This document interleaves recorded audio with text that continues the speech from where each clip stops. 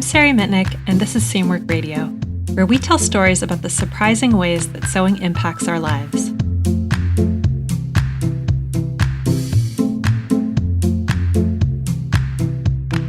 Hi, everyone, and welcome to Seamwork Radio. Sewing your own clothing can change your perspective in some surprising ways. We talk to makers like you about how the practice of sewing has helped them to slow down, get to know their bodies, discover who they are, and connect to the people around them. We believe that what you make is important. Tune in to hear from a community of people who care about sewing and creating just like you do. I'm Sari, and I'm the founder of Seamwork. And I'm Haley. I'm the pattern designer here. So, Sari, I feel like this year more than ever, I've gotten a ton of questions about how to start sewing. And the question that seems to crop up the most is, what project do I recommend that people start with when they want to learn how to sew? I'm sure you get this question all the time too. What do you usually tell people? I think the important thing when you're just starting out is making something that you actually want and actually are going to use. I think something that, if you're really interested in garment sewing, I think by all means, you could start with a really simple garment, like maybe a wrap skirt, or maybe something that doesn't require a lot of fitting, like maybe something like, if you're a cook, maybe making an apron. And by the way, we have an apron pattern that's out right now that you can take a look at if you're interested in that. But I think something that you actually are going to get a lot of use out of and really enjoy wearing would be my recommendation. But simple. What about you, Haley? Yeah, those are great recommendations. I always tend to recommend something that's going to make you feel really successful. If you start out with something complex like a silk cocktail dress, you are bound to feel a lot of frustration during the process and maybe even disappointment at the end. So starting with something, even if it's something that feels silly, like a pillowcase for your bed or a tote bag, I really strongly believe that having a couple successes, early successes under your belt is going to give you that momentum you need to keep going with sewing and continue with the process. Yeah, I just made some pillowcases this weekend and it was so satisfying. It's so simple. You just, are just sewing some rectangles together and it's really fast. But then I put them on my couch and I get to look at them every day. It just reminds me of how awesome a skill it is. Yeah, absolutely. We're never too advanced to slow down and go back to the basics a little bit. Yeah, I forget that sometimes. I'm so, I have such a long list of projects that I want to make that I kind of forget that sometimes you can make something really simple but really impactful. Yeah, and it's like a great way to get you out of that rut if your sewing's been a little stagnant. Yeah, that's true too. Well, this month our theme is generations. So in this issue of Seamwork, we explore the part that sewing plays in our history. So our question around this theme is, are you educating the next generation of sewers? Or maybe you had the honor of learning your craft from the previous generation, or maybe you've embarked upon a more solitary sewing adventure. So regardless of your sewing story, we are all part of this global legacy of makers. And this really leads us into our question of the month. Each month we turn to you, our super amazing community of creative people, and ask a question. And this month we wanted to know if you had a multi-generational sewing story. We want you to tell us about someone older or younger than you who sews, who taught you how to sew. I think that these stories are really important to reflect on and are another thing that really unites us as makers. Sari, do you have a story to share? Yeah, I have a story to share about generational sewing. And my story it's really personal and it's really something that's deeply meaningful to me and has impacted me a lot. So when my grandmother, Ruth, was in her final days of life many years ago, this is about 10 or 15 years ago, she was in in-home hospice care. And we, her family, we were all around her, spending a lot of time with her. And my Nana is one of my heroes. She was just the kindest, sweetest, most generous person I've ever known. She was just a wonderful human being. And when it got to the very end, I don't know if you've ever been around somebody who's in this situation, but there's often a point where they're on a lot of medication to manage pain and they seem to lose a lot of their sense of their surroundings. Oftentimes, their personality is still really vibrant, but there's just not that connection anymore. So she was at that point, and she was still as wonderful and as sweet as ever, but she wasn't really able to recall our names. She couldn't really distinguish who we were exactly. Her own children, her grandkids, we were all there, and she was talking to us, but that part of our connection was gone.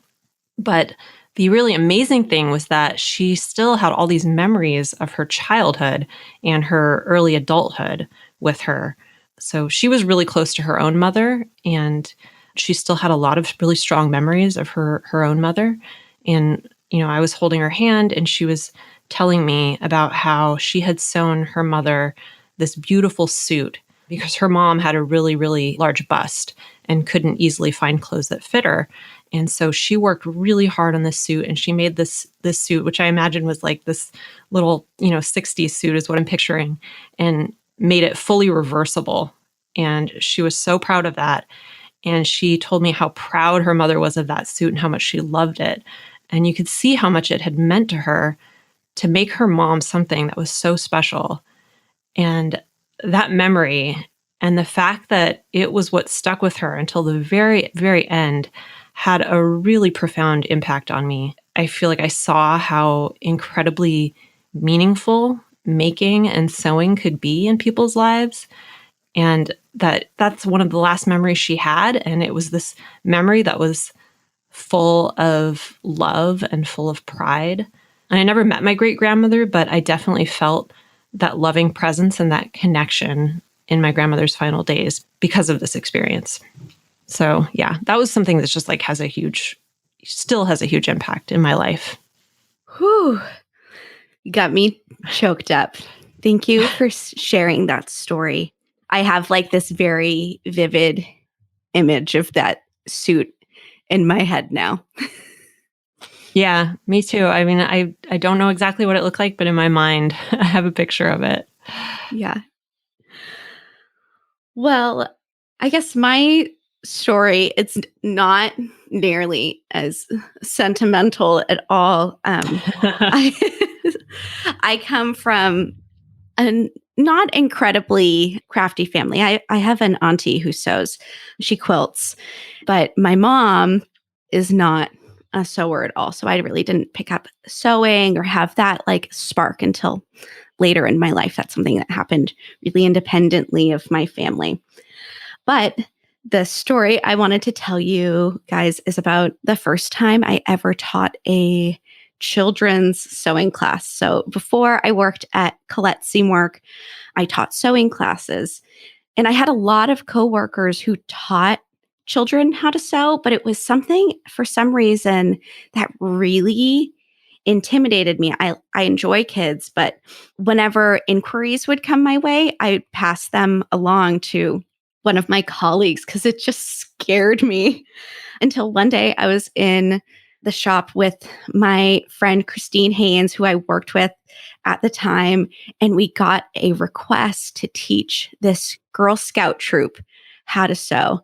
And I don't know why, of like all of the inquiries we ever got, this one was the one we were like, you know what? Let's like give it a spin. But for some reason, it felt like the moment. So, because Christine felt pretty similarly, she was kind of mostly taught adult sewing. So we decided, okay, let's do this together. We're going to kind of tag team this and it'll be fine. I think it was like close to 20 kiddos. So we taught the class. It was just a little like introduction to how to use a sewing machine. And we made a tote bag.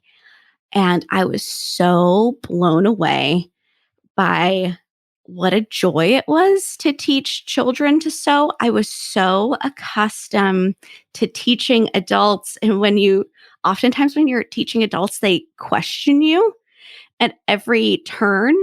And I realized that kids are so in the habit of learning.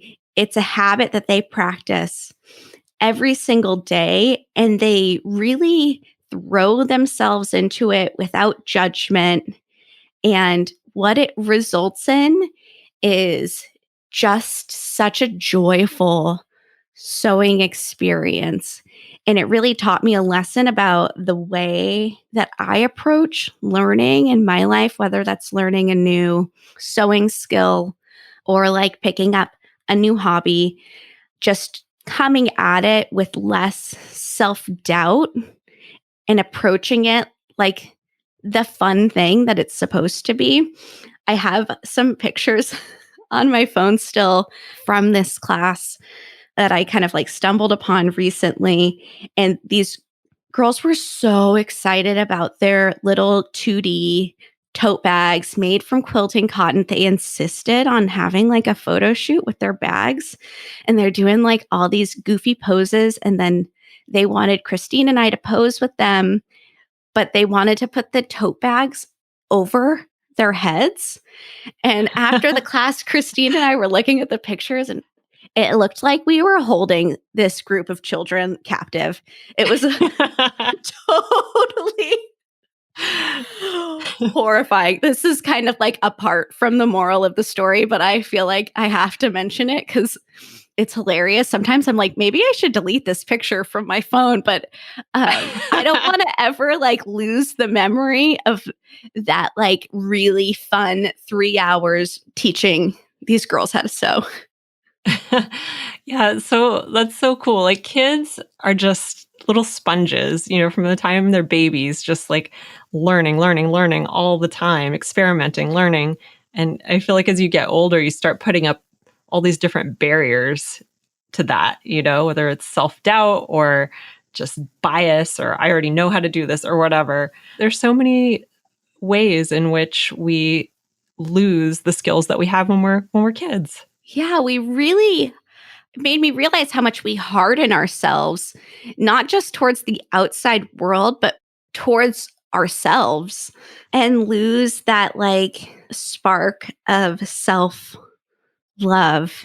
So when I'm like doing something new and I'm feeling really like frustrated, I try to come back to that like moment and that thought that, there's no such thing as failure when you're learning something.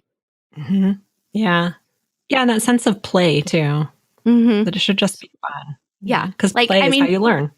we also have a few stories today from the Seamwork team. First up, I have a story from Meg, who is our editorial director. Let's hear from Meg. When I was growing up, my mom loathed sewing. I think she might have had some home economics trauma that lingered into adulthood or something. But my mom is also amazingly talented at sewing. She's so good at it, but she refused to teach me when I was little because it was boring. So the story isn't about my mom, but rather this amazing woman who worked for my mom. My mom started a company way back before internet sales were a thing. In our basement, she created these beautifully hand-sewn products, aromatherapy heat wraps, eye pillows, little silk catnip pillows, and zippered pouches. But she couldn't sew it all herself because we shipped thousands of these products each month. So she worked with a woman named Grace.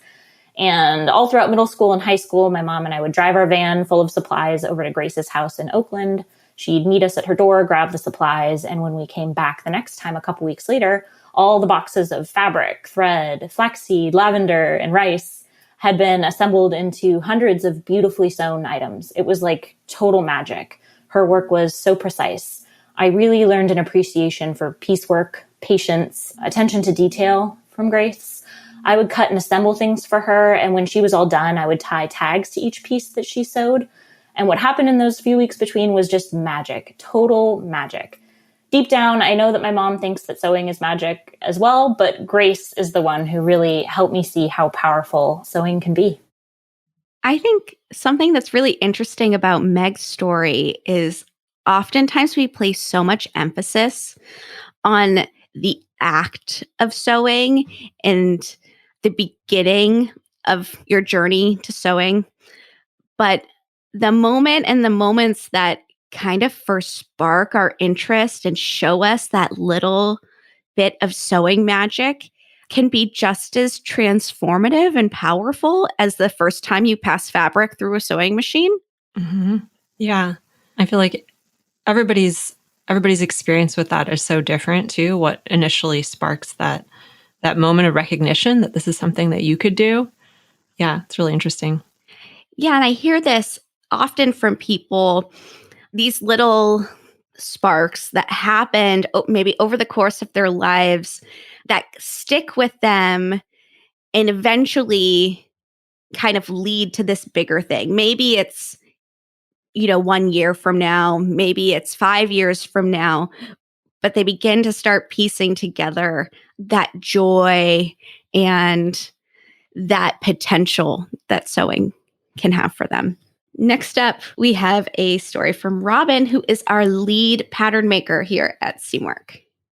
Sewing definitely runs in my family. My mom only made curtains and did some mending, but my grandmom sewed a lot of clothes for her as a child. She worked at a Philadelphia department store called Strawbridge's, and she would bring home pretty dresses for me and have me stand really still while she pinned up the hem. It was great bonding time. My mom had this big sewing box that I loved to dig through. It was full of all sorts of treasures and fun tools and packages of binding and hem laces. I used to use little scraps and laces and pin dresses to my dolls. When I was about 12, it was another friend's mom who inspired me to take a sewing class. And I took a few classes in high school as well, and that was pretty much it for me. I don't remember ever wanting anything other than a fashion career after that. Coming to Colette and Seamwork after so many years in ready-to-wear has been like returning to my roots, bringing me closer to all of those beautiful matriarchs who inspired me as a child. I hope to be that for my children, and if I'm lucky enough to have them, my grandchildren also.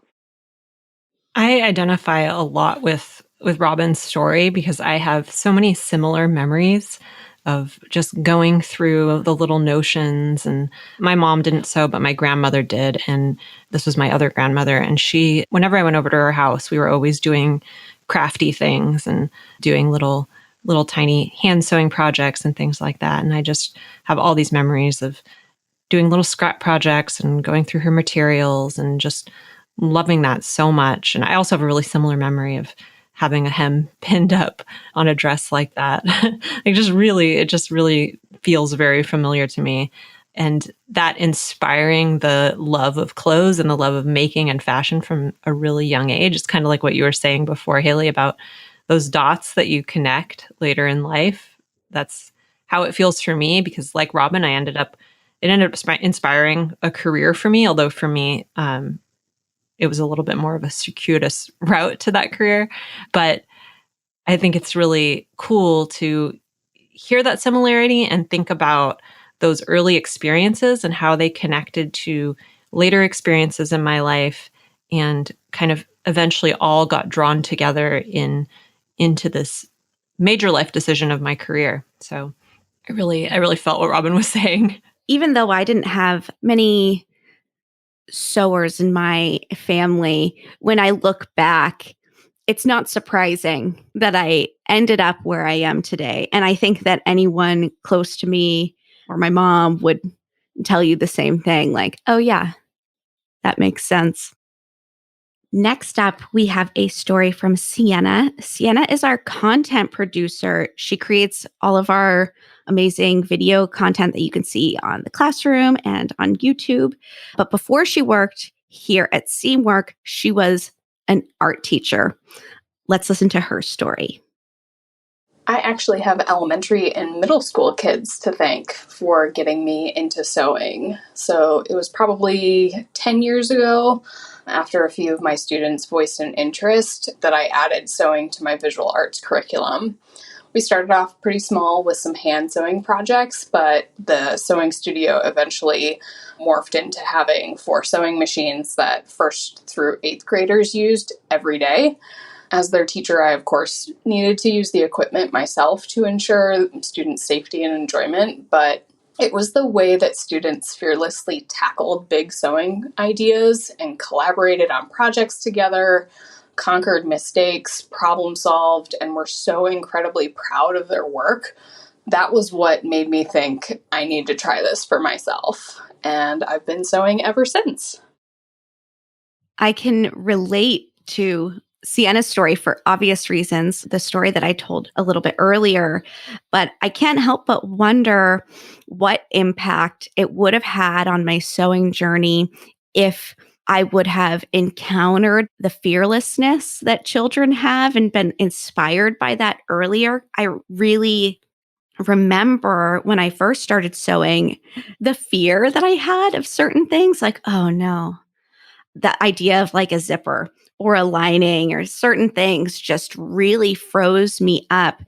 And to be inspired by the fearlessness of her students must have given Sienna such a leg up in her sewing journey. I know it did because I get to see the things she makes all the time, and she's an amazing sewer that's always trying new things and just very inspiring.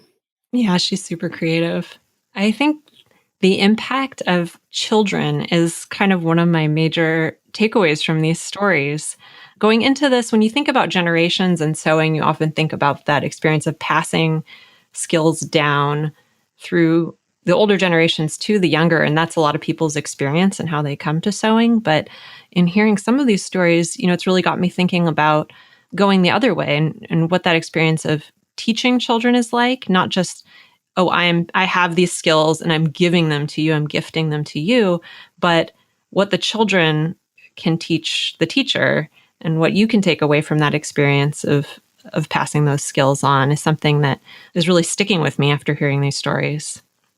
Yeah, I think too, in hearing your story and hearing Robin's story and Meg's as well, that children take away so much, not just from the act of us passing on the skills, but from the mere existence of sewing in their world and seeing creative possibilities and just being exposed to that, whether or not the kiddos in your life pick up a needle and thread and that's a craft that they take to or not, that can have a profound impact in their confidence to forge their own path in creativity. Yeah, because making clothing is not something that's familiar to most people. And I think having that skill, just like other creative or self-sufficient skills, I think really teaches you that you're able to do things that maybe you hadn't thought you were able to do, or that other people don't really think about. So this is the last episode of season 3 of Seamwork Radio. So we're going to be taking a little bit of a break, but we'll be back again with more stories and conversations from our community in February of 2021. So we're just going to take a little break for the holidays and the new year, and then we'll be back. But in the meantime, we'd love to hear from you. So if you have a story to tell about your sewing journey, let us know. We're always looking for new podcast guests, and we would absolutely love to hear from you. So just go to seamwork.com/podcast, and you can fill out the form there. Thank you so much for tuning into Seamwork Radio. Be sure to check out this month's issue of Seamwork, where you can read all about generational sewing. We have a lot of really wonderful personal stories in this issue about sewing through multiple generations. So if you want to reflect a little bit more on these, we've got some great stories there. Just go to seamwork.com and you'll be able to click on magazine and find those articles. And also check out this month's 2 new patterns, the Devon dress and the Baz coat. They're awesome. And we also have a whole collection of patterns out now that you can use to sew gifts. So there's everything from an eyeglass case, there's a really cool apron that I mentioned earlier, a headband, a jewelry roll, all kinds of stuff that you can make for your loved ones. So go to seamwork.com and you can see all of those. And one more little announcement that I wanted to make. So starting this month and moving forward, we've updated our size ranges. So our Mrs. size range now includes sizes 00 through 16, and our curvy size range includes sizes 12 through 26.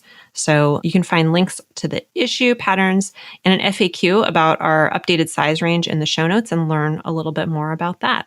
And we want to say thank you to our amazing community of sewers. Thank you for contributing your stories, your creativity, your support. You guys are really what makes Seamwork so amazing. So make sure to hop on over to the Seamwork community where we can continue the conversation about sewing all month long. And we'll see you next season in February. Bye everyone. Seamwork Radio is brought to you by the Seamwork community, and you can find us at seamwork.com. If you have a story to share, send us an email at podcast@seamwork.com. We'd especially love to hear stories from those whose experiences often get left out of the conversation. whether because of race, gender identity, sexual orientation, disability, age, or any other reason. Again, that's podcast@seamwork.com. You can find us on Instagram at Seamwork and Seamwork Video on YouTube. We'd love to invite you to join us at seamwork.com. We have an amazing community there, as well as new sewing patterns and classes each month for members. Podcast listeners can get 50% off our unlimited membership, which gets you unlimited downloads from our library of over 150 wardrobe-building sewing patterns. Just visit seamwork.com/go/podcast50. You can also find that link in the show notes. And if you like this podcast, please consider giving us a 5-star review on Apple Podcasts or the podcast app of your choice. It really helps other people to find the show so they can hear these stories too.